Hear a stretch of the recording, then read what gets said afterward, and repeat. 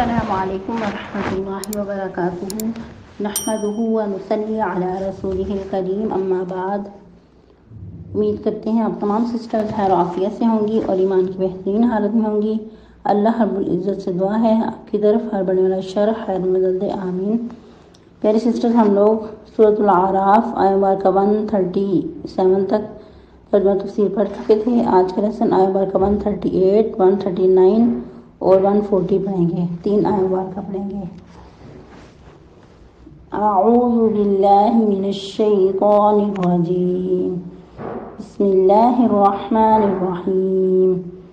وجاوزنا ببنی اسرائیل البحر فعتوا علی قوم یعکفون علی اصنام لهم قالوا یا موسى اجعل لنا إلها كما لهم آلهة قال إنكم قوم تجهلون إن هؤلاء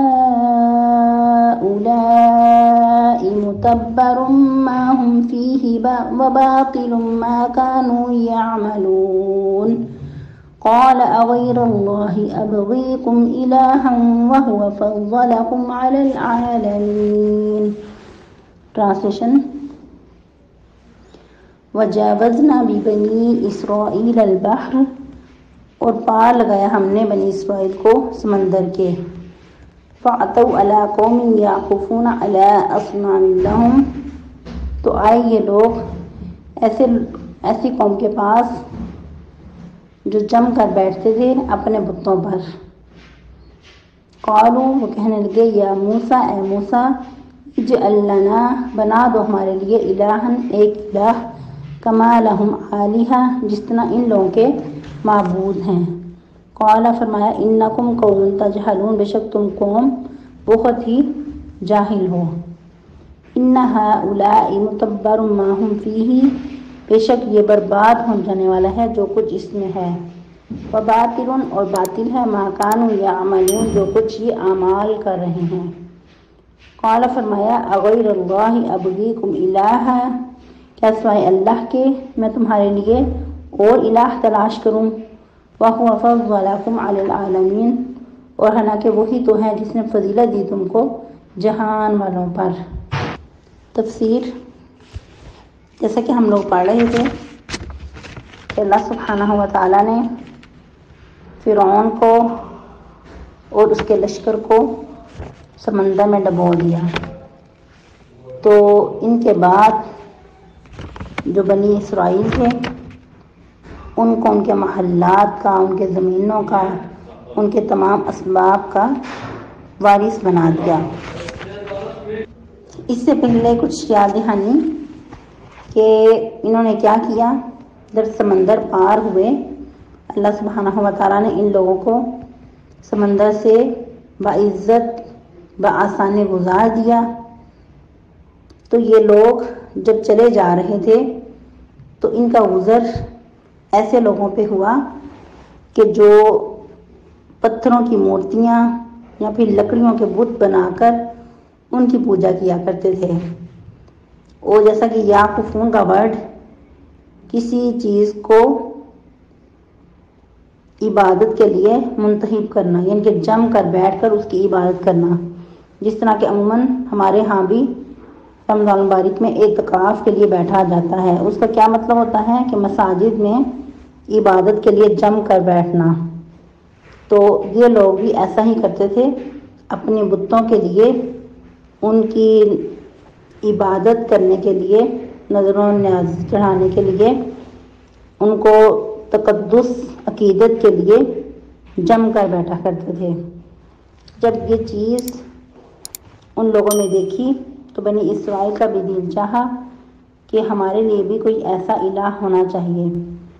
اور عموماً انسان کی نیچر ہے کہ انسان جو چیز حقیقت میں نظر آنے والی ہوتی ہے اس کی طرف زیادہ مرغوب ہوتا ہے۔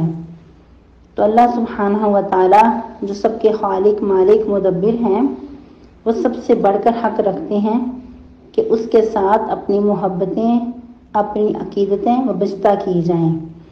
لیکن یہ لوگ ان کو دیکھ کر ایسا مرعوب ہوئے، موسیٰ علیہ السلام سے کہنے لگے کہ ہمارے لیے بھی ایک ایسا معبود بنا دو جس کی ہم عبادت کریں۔ موسیٰ علیہ السلام کو یہ سن کر بہت ہی شدید غصہ آیا، تو کیا فرمانے لگے، انکم قوم تجہلون، تم قوم تو بہت ہی نادان ہو، بہت ہی زیادہ جاہل ہو، جہالت برت رہی ہو۔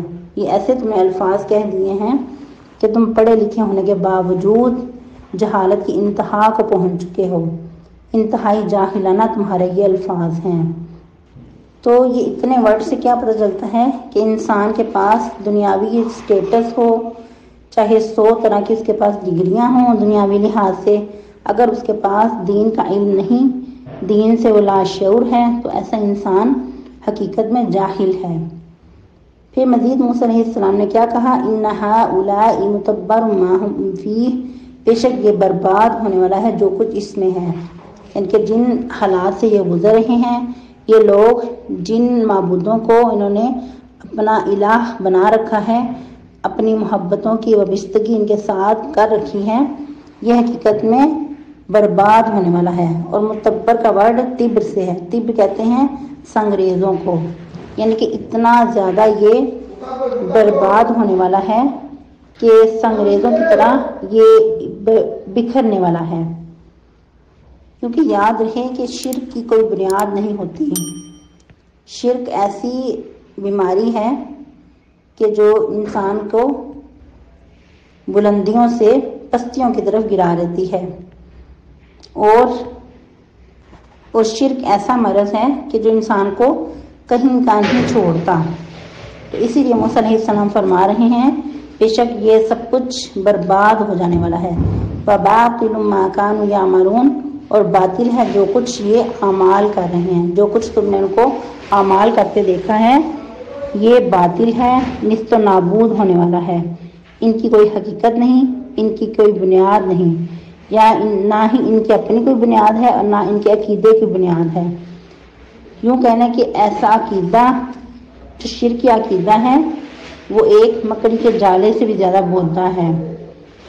مزید موسیٰ علیہ السلام نے کیا فرمایا، قال اغیر اللہ ابغیکم الہا، کیا سوائے اللہ کے میں تمہارے لیے اور الہ تلاش کروں، وَهُوَ فَضَّلَكُمْ عَلَى الْعَالَمِينَ، اور وہی تو ہے جس نے تم کو فضیلت دی جہان والوں پر، کہ تمہیں اللہ سبحانہ و تعالیٰ نے تمام جہانوں پہ منتخب کیا، چن لیا، تو تم اتنی گھٹیا بات کہہ کر خود کو کیوں اپنی نظروں میں بھی اور دوسروں کی نظروں میں بھی گرانا چاہتے ہو، کہ اللہ کا چھوڑ کر تمہیں اور الہ تلاش کر کے دوں، تو پھر ہی تم سمجھو گے کہ ہماری جو محبتیں ہیں، عقیدتیں ہیں، ان کا حق ادا ہو رہا ہے۔ اور یاد رہے کہ یہی الفاظ اللہ سبحانہ و تعالیٰ قرآن مجید کے اور بھی بہت سارے مقامات پہ ارشاد فرماتے ہیں، جیسا کہ ہم لوگوں نے 8ویں پارے کے سٹارٹ میں بھی پڑھا تھا، أَفَغَيْرَ اللَّهِ أَبْتَغِي حَكَمًا وَهُوَ الَّذِي أَنزَلَ إِلَيْكُمُ الْكِتَابَ مُفَصَّلًا۔ اللہ سبحانہ و تعالیٰ فرماتے ہیں کہ اے نبی آپ فرما دیجئے کیا سوائے اللہ کے میں اور حاکم تلاش کروں، اور وہی تو ذات ہے جس نے تم پر کتاب مفصل بیان کی ہے، مفصل نازل کی ہے، کتاب جو ہر طرح کی احکام و مسائل کھول کر بیان کرنے والی ہے۔ ادھر بھی موسیٰ علیہ السلام کا کیا خوبصورت انداز، ایک ڈانٹ بھی ہے اور ایک محبت سے سمجھانے والا انداز بھی۔ اغیر اللہ ابغیکم الہا، کیا سوائے اللہ کے میں تمہارے لیے اور معبود تلاش کروں، حالانکہ وہی ذات ہے تمہیں جس نے جہان والوں پر فضیلت عطا کی ہے۔ اور جو فضیلت کیوں عطا کی تھی اللہ سبحانہ و تعالیٰ نے ان کو اپنی ذات کے لیے چن لیا تھا، کیونکہ یہ لوگ بہت کمزور تھے، فرعون نے ان کو دبا رکھا تھا، اپنی غلامی میں لے رکھا تھا، تو اللہ سبحانہ و تعالیٰ نے فرعون سے نجات دی، فرعون کی غلامی سے نجات دی، اور اپنے کام کے لیے ان کو چنا، اور کیا کہا کہ تم اللہ کے لیے عبادات کرو، جیسا کہ ان کی اور بھی بہت ساری فضیلت پہلے بھی ہم پڑھ چکے ہیں اور احادیث مبارکہ سے بھی مختلف مقامات پہ ملتی ہے۔ اللہ سبحانہ و تعالیٰ نے بنی اسرائیل کو جہان والوں پہ چنا تھا، ان کو فضیلت عطا کی تھی، مختلف امور میں، مختلف احکام و مسائل میں، لیکن جب انہوں نے قدر نہ کی تو پھر اللہ سبحانہ و تعالیٰ نے ان کو ذلیل و خوار کیا۔ جس طرح کہ آپ بہنوں میں سے ایک کا سوال تھا کہ کیا جو موسیٰ علیہ السلام کی قوم تھی یہی لوگ ہیں جن کو بنی اسرائیل کہا جاتا ہے؟ تو جی بالکل یہی لوگ تھے جن کو بنی اسرائیل کہا جاتا ہے۔ اور یہ بنی اسرائیل بہت ان کے اوپر ادوار گزرے، مختلف ان کے اندر پیغمبر مبعوث ہوتے رہے، اور جیسا کہ پہلے پارے میں بھی وضاحت کی گئی تھی کہ یہ لوگ یعقوب علیہ السلام کی اولاد میں سے تھے۔ اور یاد رہے کہ یعقوب علیہ السلام کی اولاد سے لے کر یہ بہت دیر تک یہ چلتے رہے، ان سب کو بنی اسرائیل ہی کہا جاتا رہا۔ اور ان کے اندر اللہ تعالیٰ نے مختلف مقامات پہ مختلف اوقات میں پیغمبر نبی مبعوث پائے۔ سب سے زیادہ جو پیغمبر اور انبیاء ان کے اندر ہی مبعوث کیے گئے تھے، لیکن جب انہوں نے ناقدری کی، پیغمبروں کی قدر نہ کی، جو اللہ سبحانہ و تعالیٰ نے ان کو منصب عطا کیا تھا اس کی شکر گزاری نہ کی، تو اللہ سبحانہ و تعالیٰ نے ان سے یہ منصب چھین کر امت محمدیہ صلی اللہ علیہ وسلم کو عطا کر دیا۔ اور پھر اس میں اب امت محمدیہ کی آزمائش ہے کہ وہ کیسے کام کرتے ہیں، کیسے اعمال کرتے ہیں۔ تو اس میں ہم سب کو اپنا جائزہ لینا ہوگا کہ ایسا تو نہیں کہ جو کام بنی اسرائیل نے کیے اور ذلیل و خوار ہو گئے وہی کام ہم لوگ کریں گے تو کیا ہم بچ جائیں گے؟ ایسا نہیں ہے۔ تو مختلف مقامات پہ ان کا ذکر کرنے کا مقصد بھی یہی ہے کہ امت محمدیہ صلی اللہ علیہ وسلم اپنا جائزہ لیں اور اپنی جو ذمہ داریاں ہیں ان کو پورا کریں۔ سبحانک اللہم ربنا و بحمدک نشہد ان لا الہ الا انت نستغفرک و نتوب الیک۔ والسلام علیکم ورحمۃ اللہ وبرکاتہ، وصلی اللہ علی النبی۔